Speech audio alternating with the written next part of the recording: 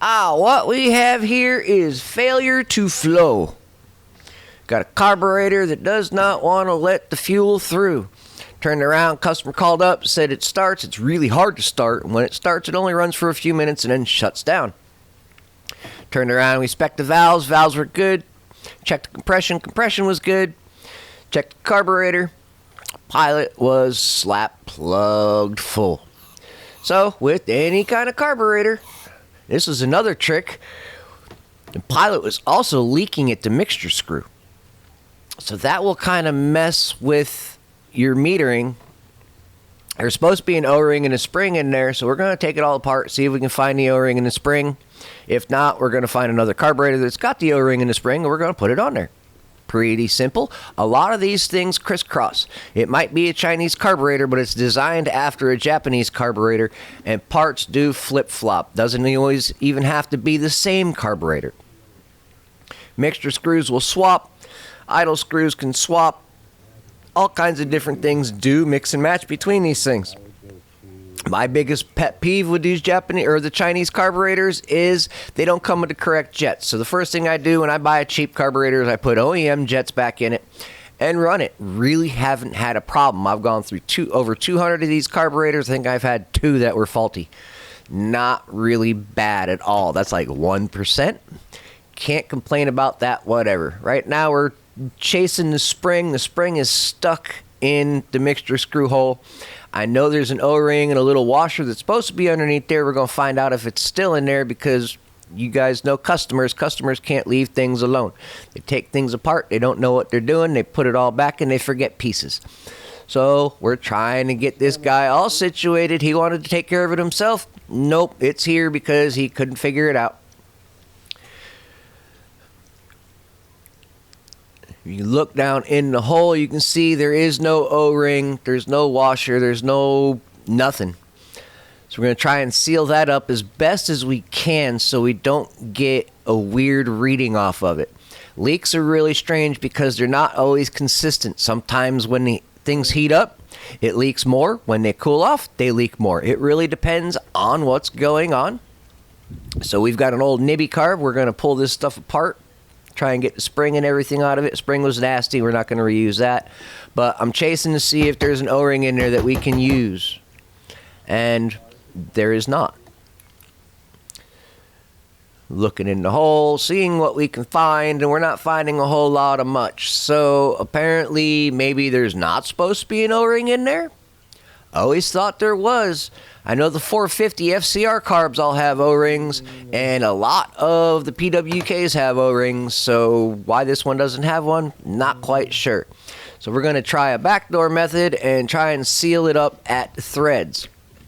Mixture screws, especially on this one, seeing how it's on the airbox side, is an air mixture screw. It meters how much air is getting mixed in with the fuel. So there's no fuel back there. You can put a little bit of plumber's putty or silicone or gasket maker on the threads to seal them up. Just something to fill in the gaps. I tried pipe dope first. The pipe dope did not work. It was a neat idea, though. Try this stuff out. I was talking to Tony about it, and I was like, yeah, we can probably fill these threads up with some pipe dope. Don't know if I have any, though. Looked up right in front of my face, and it was right there. I didn't even have to move. I just had to reach my hand up and grab the bottle. It's like something saying, well, you mentioned it. Go ahead and try it, genius. See what happens. Oh, by the way, the bottle's a little bit on the hard side, so, yeah, have fun getting it out, too. So, of course, we got to turn around and stick a little pick in there, see if we can get a little booger on there, because don't need a lot. We're just trying to seal very few threads, just a little bit. This is one of those test things. If you're not sure it's going to work, try it. Never know until you try it. I've turned around and double helicoiled head bolts before and had absolutely zero issues with it. People freak out when you say you did one helicoil on a head bolt. Well, sometimes when you bore the holes too big, you need to double or triple up on the helicoils. It's steel on steel, so you're good to go as long as they're the right threads. You're going to turn around, feed that screw back in, make sure everything looks okay. Always be careful when you're flipping and flopping carburetors around because that little pin that holds the floats in loves to fall out. Now, I know from past experience, these mixture screws, if they are jetted correctly, like to be about 1.5 to 2 turns out. This pilot was a little bit on the small side, so we had to really close it up. Get a little bit more fuel going. Less air, more fuel. Got to do what you got to do sometimes. Also notice that the bowl had a little bit of schmegma in it, so take a little flathead screwdriver, my favorite little flathead screwdriver, just scrape it around, knock the schmegma all loose, dump it out, spray it out. That's pretty much it. No ultrasonic cleaners around here. We're all old school. We clean jets with speaker wire because speaker wire is free, and there's no real reason to swap out jets unless they're old, used, abused, and wore out. And yes, fuel can wear out a jet. Also, make sure when you're putting the bowl on that the O-ring hasn't moved, because O-rings like to move, just like this one. You take the bowl off, you let it sit in the atmosphere for a little bit. The oil will make the O-rings swell. If you don't do it fast enough and it's really old, sometimes those O-rings will swell beyond usable. It kind of sucks, but that's, I guess, why you get the rebuild kits for the carburetors, because everything comes with new stuff. Don't have to worry about cleaning it if it's new. Then again, I have seen these kits come with plug jets, non-drilled jets, float needles with slices in them. Yeah, just because you buy a rebuild kit doesn't mean that all the components in the rebuild kit are going to be useful or even good. And what do? You wait a week to get it because you ordered it, and then you get the wrong parts, and now you got to send it back, and then you got to wait for your refund so you can order another one. What are you going to do? Wait a month over a rebuild kit? No, feed some wire through it, roll the jet on the wire, clean it all up, put it back in. And that is, we got the straw in the choke and fuel mixture area, seeing if we've got leaks. The plumber's putty leaked. Didn't do what I thought it was going to do. Now, granted, the can is going to put a lot more pressure through that system than the atmosphere or motor will ever put through it. So it's kind of like you're overshooting it.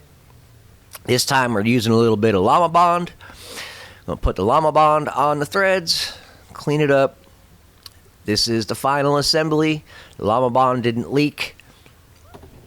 Stay tuned. We've got a video of the quad running. The thing sat there and idled and ran for 40 minutes.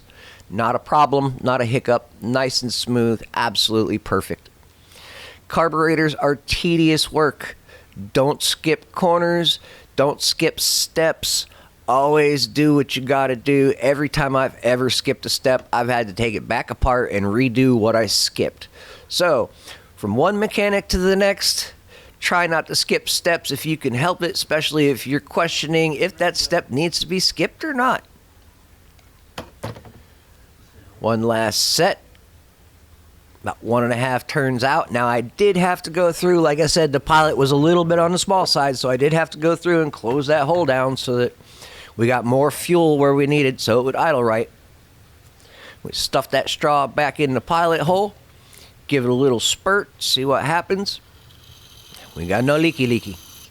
I'll take it. Don't forget to hit that subscribe button. Comments are always appreciated. We got memberships available.